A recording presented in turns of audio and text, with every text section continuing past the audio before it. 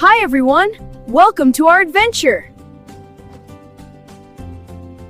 हिमालय की ऊंची ऊंची पहाड़ियों के बीच एक छोटा सा गांव बसा था, सुरजनपुर। गांव चारों ओर से हरे भरे जंगलों और कल कल बहती नदी से घिरा हुआ था। गांव के लोग सरल, मेहनती और आपस में प्रेम से रहने वाले थे। लेकिन इस शांत गांव के पास ही एक ऐसी जगह थी जिसका नाम सुनते ही लोगों के मन में डर भर जाता था। वो जगह थी पहाड़ी के उस पार स्थित बोलती गुफा। बोलती गुफा के बारे में अनेक कहानियां प्रचलित थीं। कुछ लोग कहते थे कि वहां आत्माएं रहती हैं जो लोगों का नाम लेकर उन्हें बुलाती हैं।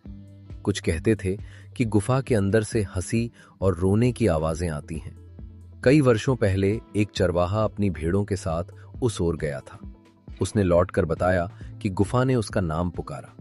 तब से गांव वालों ने उस स्थान पर जाना लगभग बंद कर दिया। उसी गांव में दीपक नाम का एक 14 वर्ष का लड़का रहता था। दीपक बहुत जिज्ञासु और निडर स्वभाव का था। उसे नई नई बातें जानने का बहुत शौक था। जब भी गांव के बुजुर्ग बोलती गुफा की कहानी सुनाते, दीपक ध्यान से सुनता। लेकिन उसके मन में हमेशा एक सवाल उठता, क्या सच में गुफा बोलती है या ये सिर्फ लोगों का भ्रम है? एक दिन दीपक ने निश्चय कर लिया कि वो स्वयं गुफा का रहस्य जानकर रहेगा। उसने अपनी मां से कहा, मां, मैं आज जंगल की ओर घूमने जा रहा हूं। मां ने उसे सावधान रहने की सलाह दी। दीपक ने अपने बैग में एक टॉर्च, पानी की बोतल और थोड़ा सा भोजन रखा और पहाड़ी की ओर चल पड़ा। जैसे जैसे वो पहाड़ी के पास पहुंचा, वातावरण बदलने लगा। हवा ठंडी और तेज हो गई। पेड़ों की शाखाएं हिलते हुए अजीब सी आवाज कर रही थी। दीपक का दिल थोड़ी देर के लिए घबराया, लेकिन उसने हिम्मत जुटाई और आगे बढ़ता गया। कुछ ही देर में उसे एक बड़ी चट्टान के नीचे काला सा द्वार दिखाई दिया। वही थी बोलती गुफा।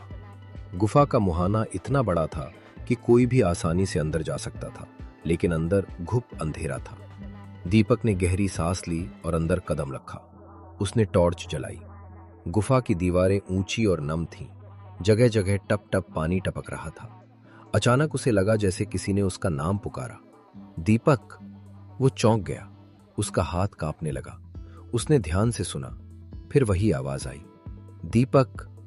दीपक ने हिम्मत करके जोर से कहा, कौन है वहां? तुरंत गुफा में गूंज उठी, कौन है? है। अब दीपक को कुछ समझ आने लगा। उसने फिर जोर से कहा, मैं दीपक हूं। गुफा ने उत्तर दिया, दीपक हूं। दीपक के चेहरे पर मुस्कान आ गई। उसे समझ में आ गया कि यह किसी आत्मा की आवाज नहीं, बल्कि उसकी अपनी आवाज की गूंज है।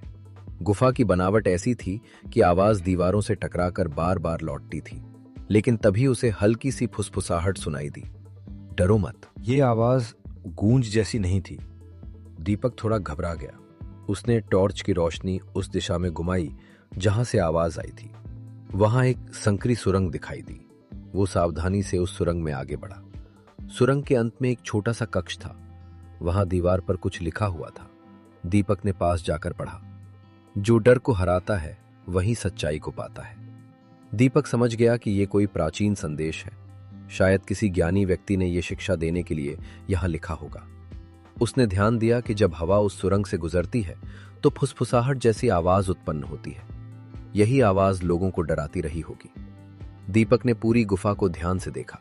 उसे कहीं भी कोई अलौकिक शक्ति नहीं दिखी, केवल प्रकृति का अद्भुत खेल था, गूंज और हवा की ध्वनि। वो बाहर निकला तो शाम हो चुकी थी। सूरज की किरणें पहाड़ियों पर सुनहरी आभा बिखेर रही थी।